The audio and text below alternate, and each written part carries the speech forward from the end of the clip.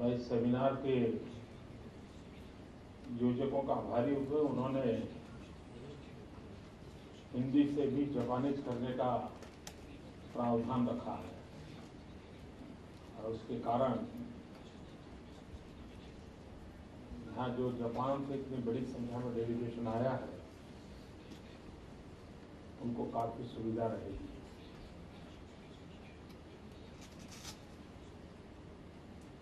मतलब मैं इस सेमिनार का बहुत महत्व समझता हूँ,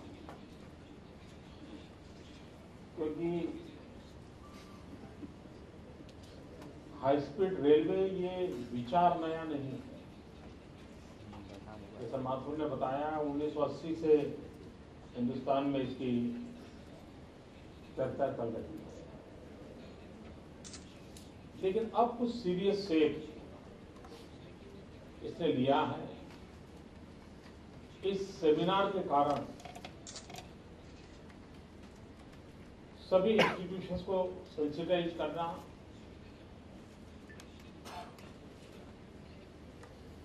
सभी स्टेक होल्डर्स को एक्टिवेट करना, कनेक्ट करना, ये अपने आप में आवश्यक होता है और इस प्रकार के प्रयासों में होता है। हम भारत में अकेले बैठकर के भी सेमिनार कर सकते थे, लेकिन उससे हमारी सोच और इस काम में हमारे साथ जो पार्टनर कंट्री है जापान, उनकी सोच, हमारी सिचुएशन, इम्प्लीमेंटेशन की हमारी कठिनाइयां,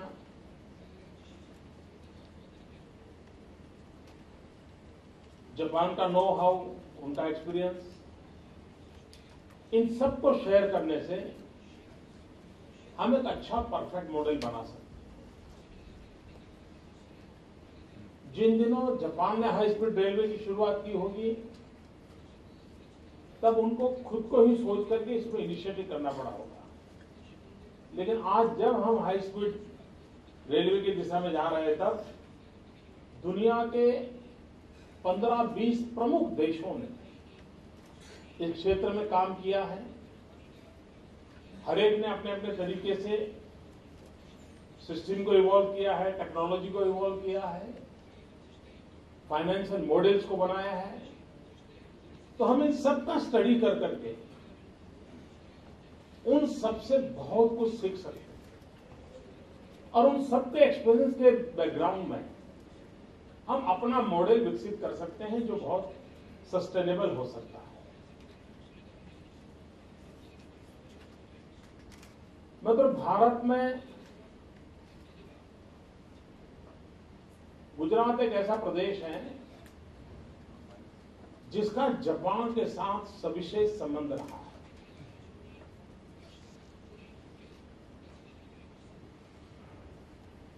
पिछले 3 वाइब्रेंट समिट में जापान एक पार्टनर कंट्री के रूप में गुजरात के साथ सक्रिय भागीदार रहा है और एक डेवलप कंट्री, एक डेवलपिंग कंट्री के छोटे के स्टेट के साथ पार्टनरशिप जब करता है, तब उसमें बहुत कुछ मैसेज है। वो मैसेज देने में वाइब्रेंट समिट सफल हुई। गुजरात और जापान के रिश्तों के कारण और विशेष करके वाइब्रेंट समिट, जापानीज कंपनियों का गुजरात आना और दिल्ली मुंबई इंडस्ट्रियल कॉरिडोर, इसमें गुजरात की सक्रिय भागीदारी, प्रोएक्टिव रोल, इन सारी बातों को जापान ने बहुत बारीकाई से देखा है और एक प्रकार से गुजरात एक्सपीरियंस से जापान का भारत के प्रति भरोसा बढ़ा है। उसका विश्वास बढ़ा है कि गुजरात में यह हो सकता है कि हिंदुस्तान के साथ मिलकर के हम बहुत सी चीजें कर सकते हैं। तो एक प्रकार से गुजरात का बहुत बड़ा कंट्रीब्यूशन जापान का विश्वास जीतने में, पार्टनरशिप करने में और मिलजुल करके फ्यूचर के प्लान करने के लिए एक बहुत बड़ी अहम भूमिका पिछले कुछ वर्षों में बनी है और उसका लाभ हाई स्पीड रेलवे प्रोजेक्ट को भी मिलेगा। मित्रों, जब हम रेलवे की बात करते हैं तो बहुत कम लोगों को पता होगा और मैं चाहूंगा कि ये चीजें इतिहास में से खोज करके उजागर होनी चाहिए, जिससे आने वाले दिनों में बहुत लाभ होगा। अंग्रेजों के जमाने में जब हिंदुस्तान में रेलवे का प्रारंभ हुआ तो इतिहास कहता है कि प्रारंभिक रेलवे कंस्ट्रक्शन के काम में ज्यादातर गुजराती लोग इन्वॉल्व थे। इतना ही नहीं, पर्टिकुलरली कच्छ की एक कम्युनिटी जिसने इसमें एक्सपर्टाइज प्राप्त की थी और पिछली शताब्दी में जब बिगिनिंग था रेलवे का, तब उसके सारे कामों को करने का काम और वो स्किल गुजरात के पास थे। और पूरी रेलवे की उस बिगिनिंग के काल में इन गुजरात के लोगों की स्किल पर भरोसा कर करके प्रोजेक्ट बनते थे और प्रोजेक्ट को इंप्लीमेंट किया जाता था। फार ईस्ट में चले जाए तो भी आपको पता चलेगा कि वहां के रेलवे निर्माण में भी गुजरात के लोगों का कंट्रीब्यूशन था। और ये गुजरात की कैपेबिलिटी, इसका प्रभाव इतना था कि जब अफ्रीका में पहली बार रेलवे बन रही थी, उस रेलवे के निर्माण के लिए गुजरात से लोगों को ले जाया गया और दुनिया में वो पहली रेल लाइन ऐसी थी जो काफी स्ट्रेट ऊंचाई पर ट्रेन जाती थी, सीधी नहीं। और उस जमाने में, यानी आज 100 साल से अधिक समय हो गया, उस जमाने में गुजरात के कारीगरों के माध्यम से बनी वाला वो ट्रेन ट्रैक एकदम स्टीप हाइट पर उस जमाने में ट्रेन को ले जाने की टेक्नोलॉजी में गुजरात का कंट्रीब्यूशन रहा। इसका मतलब ये हुआ, ये सही है कि बीच का कालखंड ऐसा हमारे देश का रहा कि आज हमें इनोवेशंस के लिए, टेक्नोलॉजी के लिए, आधुनिक विज्ञान के लिए दुनिया के कई समृद्ध देशों से लेना सीखना पड़ता है।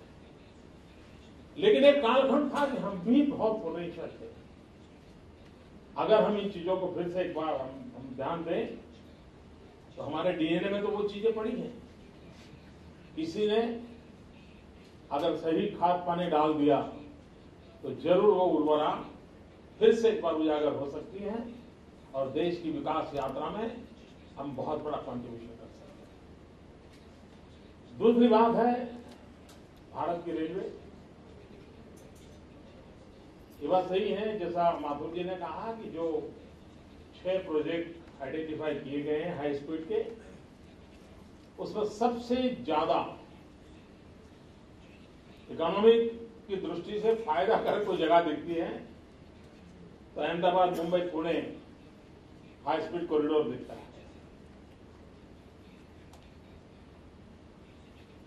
लेकिन 1980 से अब तक ये सिर्फ विचार तक सीमित रहा है।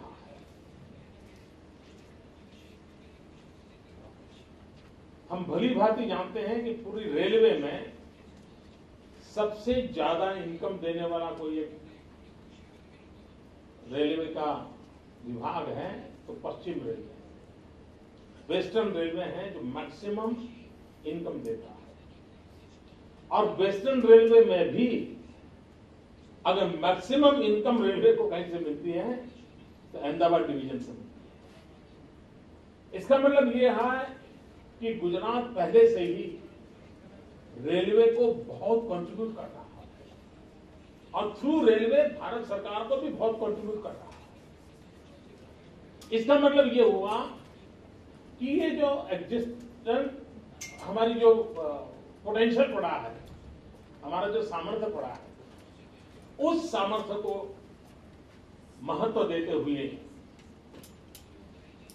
इन चीजों को हम अगर करते हैं तो ये बात निश्चित है कि इसका लाभ बहुत होने वाला है। फिर एक साइकोलॉजिकल बैरियर रहता है, और हमारे देश में ये साइकोलॉजिकल बैरियर सबसे ज्यादा है।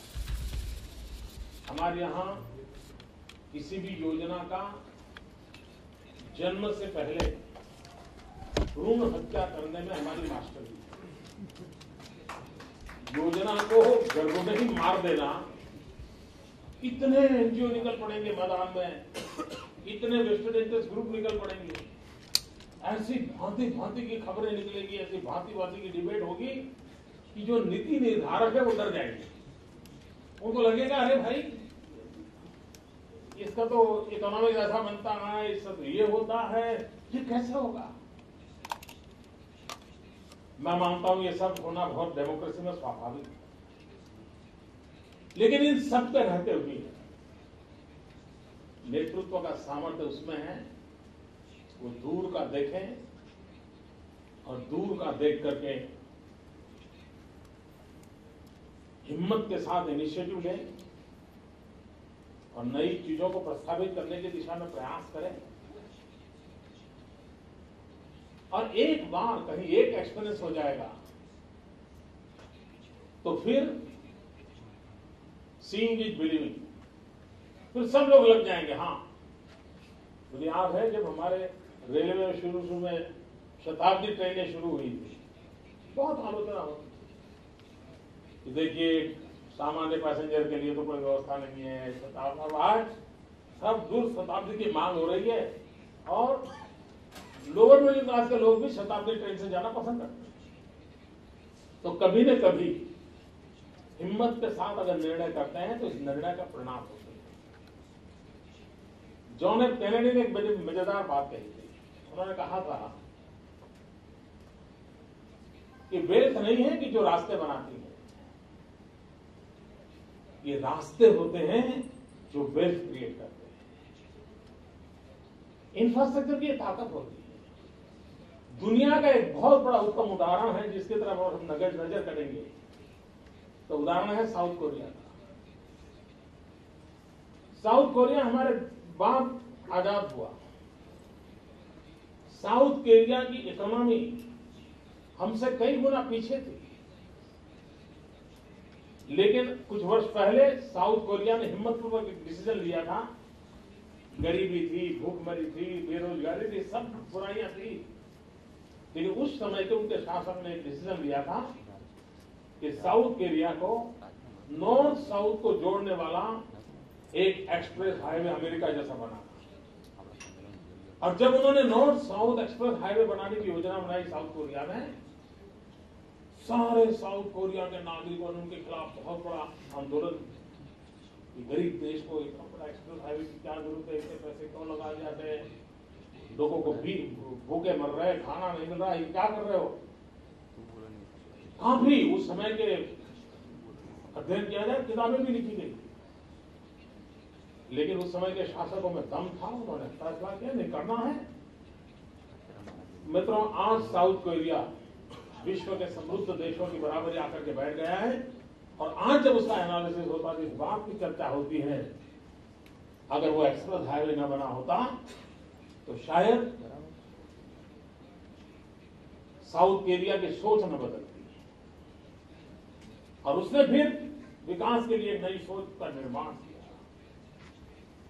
मतलब साउथ कोरिया जैसा छोटा देश ओलंपिक का होस्ट बनता है और उस गेम के माध्यम से पूरे विश्व के अंदर अपने सामर्थ्य का परिचय करवा देता है और पूरी विश्व को साउथ कोरिया की ताकत के नोट लेनी पड़ती। डिबेट वहां भी हो सकती थी क्योंकि अभी अभी तो उभर रहे हैं और हम ये ओलंपिक को होस्ट करके अरबों खरबों रुपए का खर्च क्यों कर रहे हैं। लेकिन उन्होंने वो हौसला बुलंद किया, स्थिति बनाई और उनका आज परिणाम पाया। मित्र, चाइना का बॉर्डर देखिए, पूरा चाइना एक साथ समृद्धि की ओर नहीं गया, लेकिन उन्होंने समुद्री तट पर, विशेष करके सांघाई बेल्ट पर फोकस किया, दुनिया के सामने नए चाइना का रूप खड़ा किया। अगर हाई स्पीड से रेलवे के दुनिया प्रभावित होती तो उन्होंने कहा हम उससे भी ज्यादा हाई स्पीड बनाएंगे, हम विश्व के सामने +1 की अपनी स्थिति पैदा करेंगे। भले एक हिस्सों को उन्होंने पकड़ा, लेकिन पकड़ करके उन्होंने दुनिया के सामने मॉडल के रूप में खड़े हो गए। तो हमारे यहां टूरिज्म के डेवलपमेंट के लिए कुछ साल पहले दिल्ली जयपुर एक ट्रेन चलती थी, महाराजा ट्रेन, क्या नाम था, पैलेस ऑन व्हील। जब ये पैलेस ऑन व्हील भरा था तो बड़ी आलोचना होती, लेकिन जो समझते हैं कि भाई अगर टूरिज्म को आकर्षित करना है तो कुछ चीजों को लाना पड़ेगा। मित्रों, अंग्रेजों ने शिमला जाने के लिए ट्रेन बनाई। वो ट्रेन न होती तो भी शिमला जाने के लिए रास्ते थे, लेकिन वो शिमला अमेरिका का उस समय के ब्रिटिश लोग डेवलप करना चाहते थे, और उन्होंने उस ट्रेन को कितना ही खर्चीला क्यों न हो, सबसे ज्यादा बजट से वो ट्रेन बनी थी। और शिमला की वो छोटी सी ट्रेन आज भी हमारे देश में टूरिस्ट आकर्षण का एक साधन बनी हुई है। यानी पूंजी निवेश कब किया गया उसका इरादा कुछ भी था, लेकिन वही चीज आज कन्वर्ट होती है। मेरा कहने का तात्पर्य यह है कि हमारी अपनी सोच को एक निश्चित निर्धारित स्थिति पर लाना पड़ेगा। हम इस दबावों में, इस उलझन में क्या होगा, कैसे होगा, एक आध आर्टिकल आया, घबरा गए, और उसी का नतीजा है आज करीब 30-35 साल से हाई स्पीड रेलवे का प्रोजेक्ट ऐसा पड़ा है। और अगर उस 80 में विचार आया और उस समय कर दिया होता तो शायद आज उसी पैसों में से दूसरी 4 हाई स्पीड रेलवे बन गई होती। अब जैसे एयरपोर्ट बनाना है, आज एयरपोर्ट के संबंध में एक साइटी बनी हुई है। हाँ भाई, एयरपोर्ट तो होना चाहिए, हर छोटे शहर को भी लगता है एयरपोर्ट होना चाहिए। 200 हेक्टेयर भूमि चली जाए, लेकिन होना चाहिए। अब उस पर विवाद नहीं हो रहा है, उसमें इन्वेस्टमेंट होता है तो विवाद नहीं होता है, लोगों को लगता है हाँ भाई एक्सेप्टेबल फैक्ट है। मैं समझता हूं अगर हाई स्पीड के संबंध में भी हम उसी नजरिए और हिम्मत के साथ चलते हैं तो ये सामान्य मानवी को भी लगेगा हाँ, बदलते हुए युग में इसकी आवश्यकता है। और दूसरी बात मैं मानता हूं, मनुष्य को सेफ्टी भी चाहिए, स्पीड भी चाहिए। और अनुभव ये आया है पूरे विश्व के रिकॉर्ड कि सामान्य रेलवे से high speed railway minimum accident zone है, मिनिमम, यानी सेफ्टी की मैक्सिमम गारंटी हाई स्पीड ने दी है, क्योंकि वो बनते समय सेफ्टी मेजर्स को सबसे ज्यादा ख्याल रखा गया है और उसके कारण कम से कम मानव जीवन का नुकसान होता है। तो अपने आप में जैसे कल इलाहाबाद में हुआ, कितनी बड़ी दुखपूर्ण घटना घटी।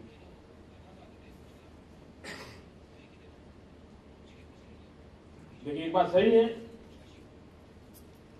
कि आज नए सिरे से जो चीजें बनेगी और दुनिया के 10-15 देशों के एक्सपीरियंस के आधार पर बनेगी, तब सेफ्टी के संबंध में करीब करीब एक गारंटी वाली व्यवस्था खड़ी हो सकती है, जो अल्टीमेटली मानव जात को कारक होगा। विकास के अंदर अगर हम चाहते हैं कि भाई विकास विकेंद्रित होना चाहिए, अगर हम चाहते हैं कि सबको इक्वल अपॉर्चुनिटी मिलनी चाहिए ग्रो करने की, तो उसकी सबसे पहली आवश्यकता होती है इंफ्रास्ट्रक्चर। अगर आप प्रॉपर इंफ्रास्ट्रक्चर का नेटवर्क खड़ा करते हैं तो सबको इक्वल ग्रो करने की संभावना मिलती है। और उसमें एक महत्वपूर्ण भूमिका निभाने का काम करता है ट्रांसपोर्टेशन। मुझे याद है एक छोटा सा निर्णय, मैं नया नया राजनीति में आया था और हम पहली बार अहमदाबाद म्युनिसिपल कॉर्पोरेशन में चुनाव जीतकर आए। मैं तो बिल्कुल नया था, अभी तो समझ रहा था, सीख रहा था क्या हो रहा है सब। तो कॉर्पोरेशन हम पहली बार जीते थे, तब तो हमारी कोई असेंबली में भी कोई हमारी ताकत नहीं। एक छोटा सा निर्णय किया था, जो लोग अर्बन डेवलपमेंट मॉडल को स्टडी करते हैं उनको करने जैसा है, और एक छोटा सा निर्णय किस प्रकार से प्रभाव पैदा करता है। वो निर्णय ये किया था कि अहमदाबाद की जो एएमटीएस की बस, लॉन्ग बस, उसको अहमदाबाद सिटी के दायरे से बाहर निकालना और लांभा तक एक्सटेंड करना, गोधावी गुमा तक एक्सटेंड करना, ऐसा काफी चारों तरफ। अब वो अहमदाबाद सिटी के बाहर सारा अधिकार स्टेट रोड ट्रांसपोर्ट का था।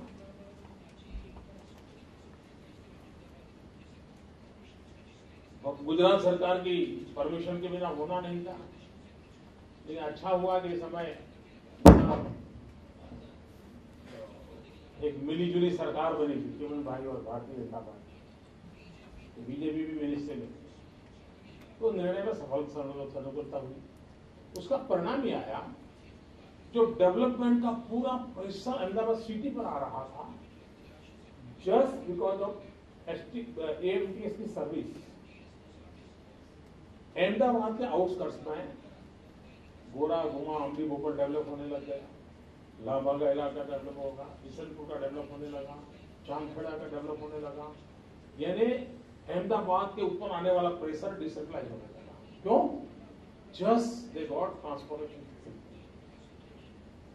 मित्रों, आज हम जितना ज्यादा तेज और सुरक्षित ट्रांसपोर्टेशन नेटवर्क देते हैं, उतना ही ज्यादा विकास की संभावनाएं विस्तृत होती है, एक जगह पे कॉन्सेंट्रेटेड नहीं होती। और वो ग्रोथ का सही मॉडल वही है, और उसके लिए चीजों की आवश्यकता है।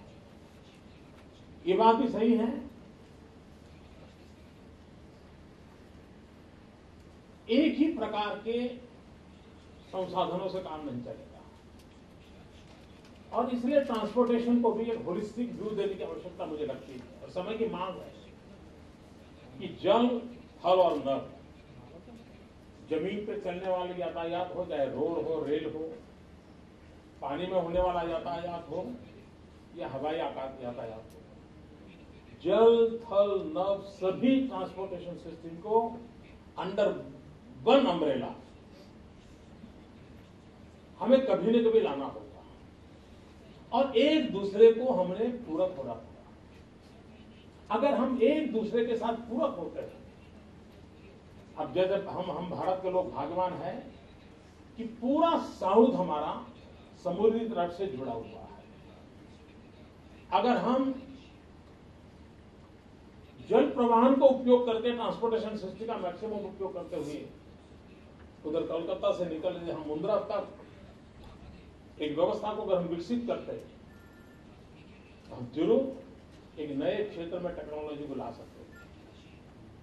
अब जैसे हम अभी रो फेरी सर्विस करने शुरू करने जा रहे हैं दहेज टू घोघा, मुझे विश्वास है कि सौराष्ट्र और दक्षिण गुजरात को जोड़ने में ये मोड ऑफ ट्रांसपोर्टेशन बहुत बड़ा रोल प्ले करने वाला है।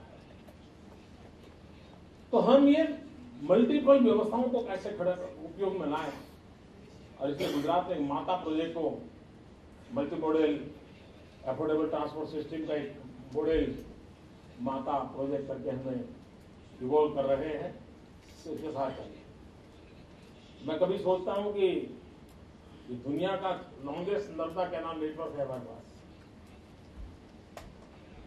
हमारी कैनाल जो मेन कैनाल है उसकी साइज भी बहुत बड़ी है, लेकिन अगर आज से 30-40 साल पहले हिम्मत के साथ ये निर्णय किया गया होता, इस नर्मदा कैनाल जो मेन है, जो करीब 400 किलोमीटर की है, उसकी रचना अगर ऐसी हुई होती है कि जो गुड ट्रांसपोर्ट का भी अंदर काम चलता है पानी के साथ साथ, आप कल्पना कर सकते हैं कितना बड़ा बेनिफिट होता, कितना एनर्जी सेविंग होता, कितना एनवायरमेंट फ्रेंडली डेवलपमेंट होता।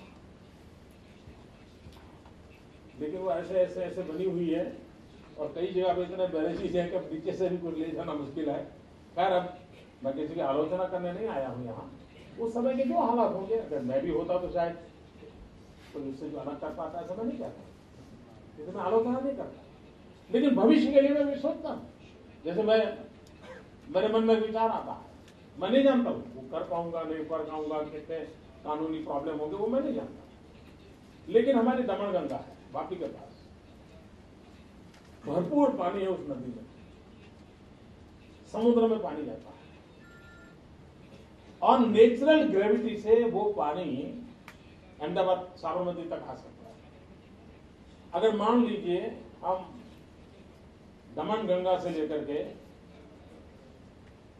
अहमदाबाद तक एक बहुत बड़ी कैनाल बनाते हैं और नेचुरल ग्रेविटी से पानी आता है और उसमें भी ट्रांसपोर्टेशन की व्यवस्था खड़ी करते हैं, कम से कम गुड्स को लाने की व्यवस्था करते हैं जितना हो सकता है। उसी प्रकार से हाई स्पीड रेलवे अगर बनानी है तो नीचे मानो दमनगंगा का पानी जा रहा है और ऊपर एलिवेशन के साथ अगर हमारी हाई स्पीड रेलवे जाती है तो क्या बनता है।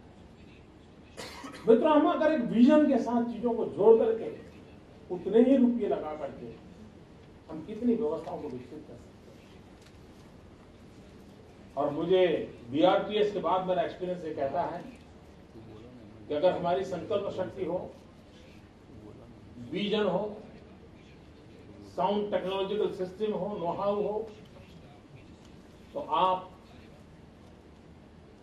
पब्लिक ट्रांसपोर्टेशन सिस्टम को और करेक्ट कर सकते हो। और बीआरटीएस गुजरात का एक बेस्ट एग्जांपल है, यूनाइटेड नेशन ने भी उसको रिकॉग्नाइज किया है।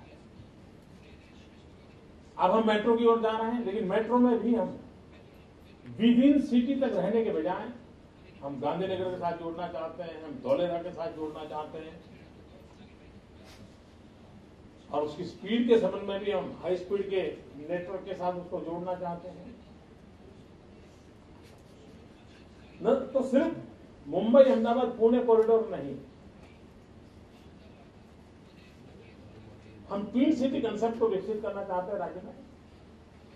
सूरत और नवसारी, अहमदाबाद गांधीनगर, सोमनाथ वेरावल, सुरेंद्रनगर वढवान, बड़ोदरा हालोल, अगर इनके बीच में अगर एक परफेक्ट फ्रीक्वेंट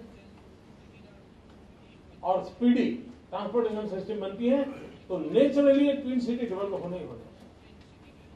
और इसलिए हम future growth, future development, future सुविधाएं उसको ध्यान में रखते हुए हमारी इन व्यवस्थाओं को अगर विकसित करते हैं बहुत बड़ा लाभ हो सकता है। मैं रेलवे से भी आग्रह करूंगा, अब जैसे मेरा अहमदाबाद शहर है, शहर के मध्य से कितनी बड़ी जगह रेलवे के पास और कितनी बड़ी रेलवे लाइन पड़ी है, दिन में 3 या 4 ट्रेन जाती है। क्यों न हम उसी इंफ्रास्ट्रक्चर का उपयोग करते हुए पब्लिक ट्रांसपोर्टेशन सिस्टम के लिए उपयोग। कई बार विचार आए, लेकिन विचार की जगह पर रह गए। लेकिन अगर हिम्मत के साथ कोई निर्णय करें तो बहुत बड़ी हम सेवा कर सकते हैं। दुनिया का सबसे बड़ा रेलवे नेटवर्क हमारे पास है, हम उसका सर्वाधिक उपयोग कर सकते हैं। तो अपने आप में ट्रांसपोर्टेशन सिस्टम में सुरक्षित व्यवस्था आज भी रेलवे मानी जाती है और उसमें भी हाई स्पीड रेलवे की व्यवस्था और सेफेस्ट बनी हुई है। मुझे विश्वास है कि जापान का नो हाउ, जापान की टेक्नोलॉजी और भारत के इस महत्वपूर्ण आर्थिक गतिविधि वाले सेक्टर पर यह हाई स्पीड नेटवर्क बनता है।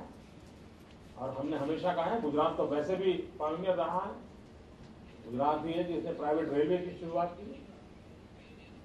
पब्लिक प्राइवेट पार्टनरशिप का मॉडल गुजरात ने दिया है। हम ही है जिसने पहली बार दुनिया में Pipavav to Bhatinda double decker container good transport की सेवा की शुरुआत की है। तो गुजरात के पास वो पोटेंशियल है, गुजरात के पास वो हौसला भी है। और मैं आग्रह करूंगा कि दिल्ली में इसका एक सेमिनार हो चुका है, आज गुजरात में हो रहा है। दिल्ली मुंबई इंडस्ट्रियल कॉरिडोर में गुजरात के रोल को जापान ने भी देखा है, गुजरात ने भी, दुनिया ने भी देखा है, हिंदुस्तान ने भी देखा है। और हम आशा करते हैं कि इस बार जो बजट भारत सरकार का है उस बजट में इसका सीरियसनेस रिफ्लेक्ट हो। उस बजट के अंदर हाई स्पीड रेलवे के लिए कोई न कोई व्यवस्था हो तो अपने आप चीजें जुड़ेगी। और अगर एक बार भारत सरकार इनिशिएटिव लेती है, गुजरात कहीं पीछे नहीं रहेगा। हम कंधे से कंधे मिला करके भारत के लिए गौरव देने वाला ये हाई स्पीड नेटवर्क की शुरुआत अगर होती है और उस पर गुजरात को अपना कंट्रीब्यूशन करना होगा। गुजरात कोई कमी नहीं रखेगा, हर प्रकार के लॉजिस्टिक सपोर्ट चाहिए, फाइनेंशियल सपोर्ट चाहिए, डिसीजन मेकिंग प्रोसेस हो, जो भी बातें हैं हम जरूर करेंगे। और मैंने प्रारंभ में कहा था कि गुजरात है जिसने हिंदुस्तान के रेल नेटवर्क के प्रारंभ में पसीना बहाया था, गुजरातियों ने बहाया था, हमारे पास वो स्किल थी। फिर एक बार आधुनिक रेल की दुनिया में प्रवेश करते समय अगर गुजरात पसंद होता है तो गुजरात को उसमें कंट्रीब्यूट करने में बहुत गर्व होगा। मैं इस सेमिनार को अपनी बहुत बहुत शुभकामनाएं देता हूं। मुझे विश्वास है कि हम जिस हेतु से इस सेमिनार को कर रहे हैं, सभी स्टेक होल्डर्स को कनेक्ट करना, सेंसिटाइज करना, हाई स्पीड के लिए स्पीड बढ़ाना, तो ये बहुत जरूरी है कि हम हाई स्पीड के लिए स्पीड बढ़ाएं, क्योंकि हाई स्पीड के लिए 80 से अब तक का इंतजार जरा ज्यादा ही हो गया है। तो हाई स्पीड तब सफल होगा जब हमारा निर्णय प्रक्रिया स्पीडी होगी। तो मेरी बहुत बहुत शुभकामनाएं, धन्यवाद।